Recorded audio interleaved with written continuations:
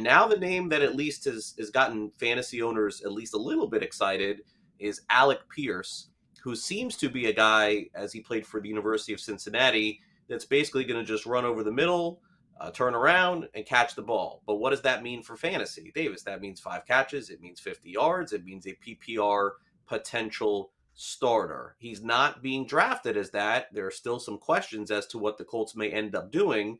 But naturally, if Ryan duplicates the numbers from last season, which is close to 4,000 yards, there's going to be 800, 900 yards to go around somewhere amongst several players. Do you think Pierce is one of those?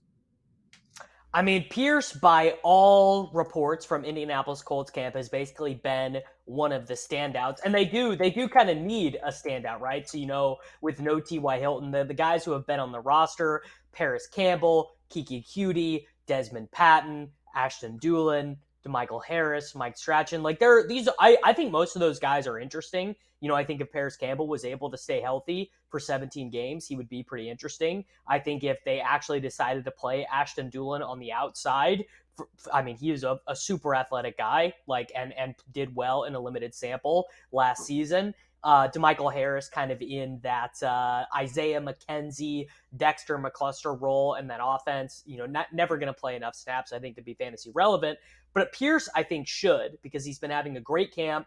He was one of the guys who was the biggest risers at the combine, 6'3", 210 pounds, ran a 4.440, just like a super athletic guy. The production was not really there at Cincinnati. And if you look at who his quarterback was, it actually kind of makes sense. His quarterback was Desmond Ridder. The big knock on Desmond Ridder coming out of college was he was just not comfortable throwing the deep ball, just didn't really like to take shots, kind of just was a caretaker of that Cincinnati Bearcats offense, they were really good in Ritter's final season there.